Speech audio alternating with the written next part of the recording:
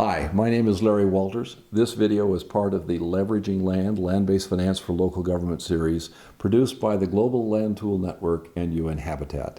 In this particular video, we'll be talking about land value increment taxes. We'll explain how those taxes work. We'll also present a couple of cases, and you'll be able to then pursue those cases in your small group discussions. The objectives are both to familiarize participants with the options for land value sharing beyond cost recovery for infrastructure investments, and to help participants understand and articulate the key tasks that must be performed in order to implement an effective land value increment tax. Land value sharing, or land value capture as some call it, are intended to allow the community to capture part of the increased value that often results when public infrastructure is improved or permission is granted for a change in land use. They differ from developer exactions or betterment charges in that they go beyond simply recovering the cost of specific infrastructure or service improvements. They differ from the annual tax on immovable property in that they're very often one-time assessments, and they generally apply only to the incremental value resulting from that public action. Definitions. This is a tax that is assessed as a percentage of the increase in land value that results from a public action or general market trends. In terms of timing, they can be assessed when the land title transfers or when a specific public action results in increased land values. They can also be collected when land title transfers by special billing or in annual payments with the recurring property tax. In terms of the initial incidence, it either falls on the original title holder, the new title holder, or both if there's some arrangement, or it falls on the existing landowners if it's by special billing or through annual payments. What's the purpose? Land value increment or land value sharing is intended to allow the community to benefit from a portion of the increased private value that often results when public infrastructure is improved, permission is granted to change land use, or simply from changing market conditions. Let me explain the logic here. When the private sector makes a private investment in a new structure, in a building renovation, in maintenance of a structure, that increases the value of the improvement. When the public makes an investment, could be street improvements or protection from an incompatible land use, a transit line, nearby parks, public safety, access to piped water, all of that increases the value of the land. It doesn't affect the value of the building necessarily, it affects the value of the land. And that increase in value is not the result of any private action, it's a result of the public action.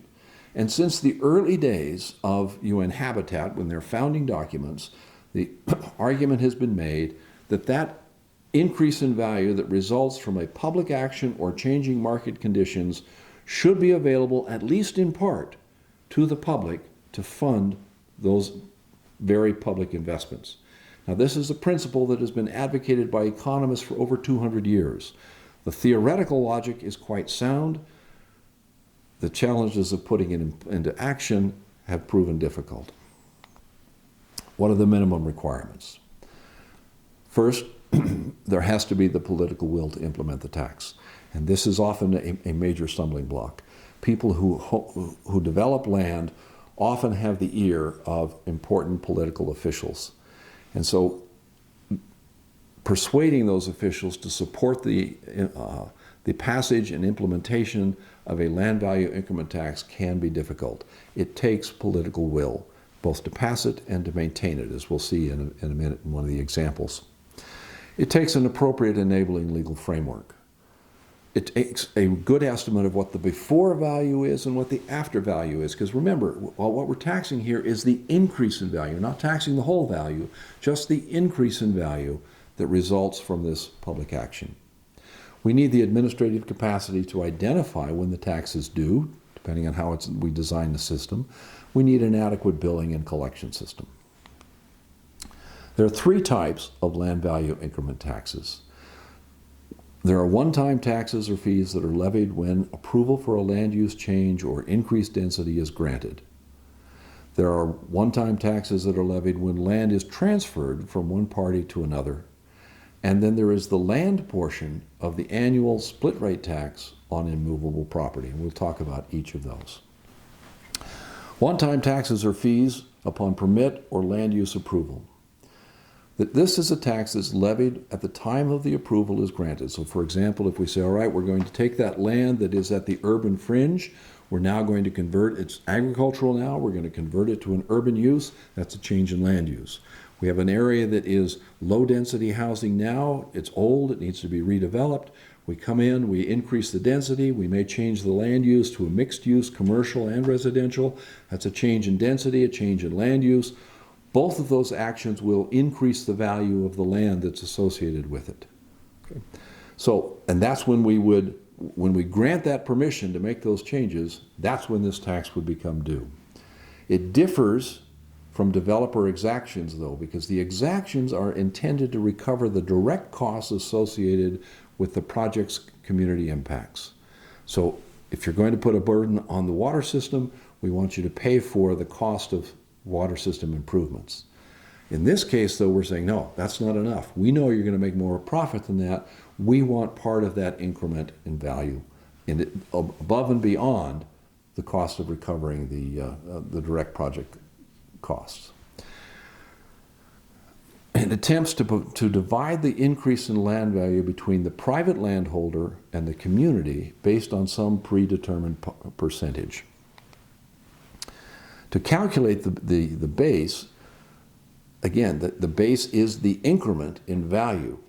So you need to have a before value, what it's going to be like, what the value is before the change takes place, and you need an after value. What's the value after the project is completed? And that's often difficult to estimate, but it's that difference between the before and after that provides the base for the tax. Here's an example from the UK. The United Kingdom has been trying for over 100 years to put in place an effective land value capture or land value sharing tool. After several failed attempts, in 1975, they passed the Community Land Act. This attempted to nationalize the development value of land. So when we talk about the increment, this law said, we'll take it all. 100% is the tax on that land, the development value. And in preparation for full implementation, they put in place a development land tax of 60% of the incremental value resulting from that development approval. The provisions were complex, they were avoidable, they were unpopular, they raised little revenue. The act was never fully implemented and was repealed in 1980. The development land tax was repealed in 1985. Two scholars argue that in addition to the administrative challenges associated with these efforts, one of the primary reasons for failure was that landowners, faced with the value capture, simply withheld their land from the market. They said, well, we don't think this is sustainable, so we're not going to put our land on the market until the tax was abolished. So let's talk then about one-time taxes due upon the sale of the land. This assesses a tax based on the increase in land value and collects the tax at the time the land is sold or transferred to another party. The base is calculated the same way. It's the change in value, but the before is when the property was originally acquired or purchased. The after is we have this current sale transaction or this transfer tax right now. And the challenge, though, is that jurisdictions only receive revenue when the properties sell in the market, and that may not happen for decades. But this is it's an easy tax to administer in this regard because you have the attention of both parties. You have some incentive on the part of the purchaser to report the value accurately because their purchase price becomes their before value the next time it gets sold. Okay. Third approach is value sharing through an annual split rate tax. And this approach says we actually have two different taxes when we're talking about the annual tax on land and improvements. There's a tax on the improvements and there's a tax on the land underneath those. If we think about those as different things, If we separate the taxation of land from the taxation of buildings, we can treat the tax on the permanent improvements, the buildings, as a benefit tax. We set the tax rate commensurate with the value of services received by the property holders. We treat the tax on the land as a value sharing tax. Here's an example. This is kind of complicated, so let me walk you through this fairly carefully if I could. Let's assume that there's a plot of vacant land that's valued at $10,000. Permission is granted by the city to develop that land, which immediately doubles the value to $20,000.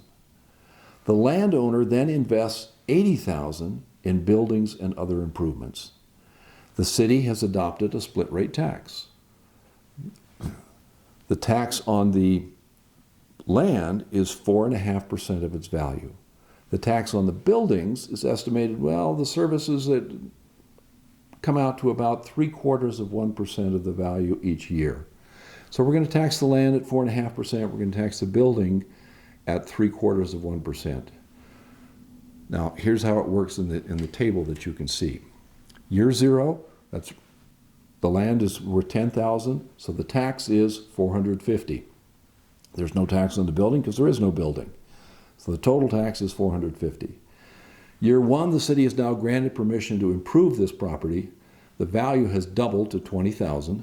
The tax on the land has gone to $900. The building value is now $80,000 because the private sector invested $80,000 in that. The tax on the building at 0.75% is $600. So the total tax is $900 plus $600 or $1,500.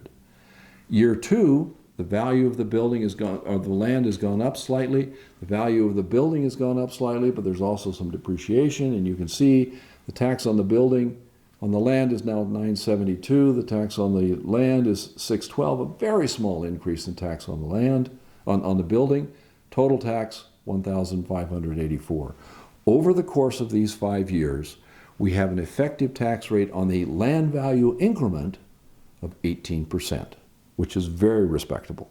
Okay, that's a very, actually it's a pretty aggressive tax in historical terms. So the revenue impact depends heavily on the rates that are assessed. Modest rates, and I'm saying less than 20%, or a tax that is collected over time as an annual tax, this can be a very successful tool. The revenue potential can be quite significant. And you're going to see that in the Taiwan case. High rates, 30 to 50% or more, those tend to get landowners very angry.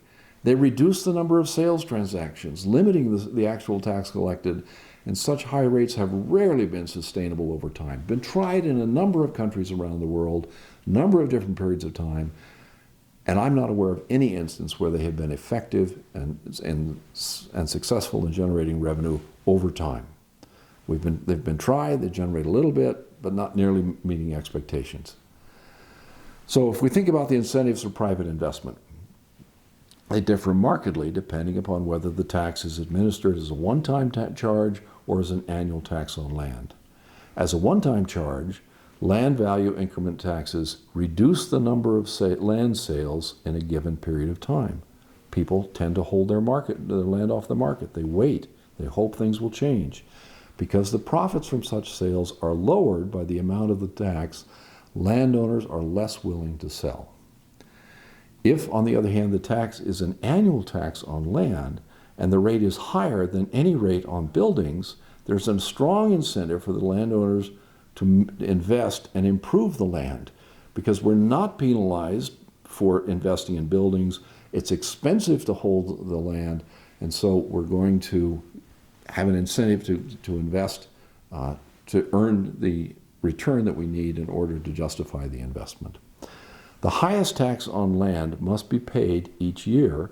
As a result, the landowners will look for ways to increase the productivity of their land, especially if there's no or a very small tax on the improvements. Okay. Social impacts. This depends on whether the tax is a one-time charge or an annual charge. One-time charge, landowners tend to hold their land off the market. That reduces the overall supply of land for prospective buyers. As an annual charge, landowners who find it difficult to fully utilize their land will sell their unused land and thereby increase the supply of land for others. In areas where land values are rising quickly, land value increment taxes charged at the time of sale can reduce the displacement of low-income households that often accompany gentrification.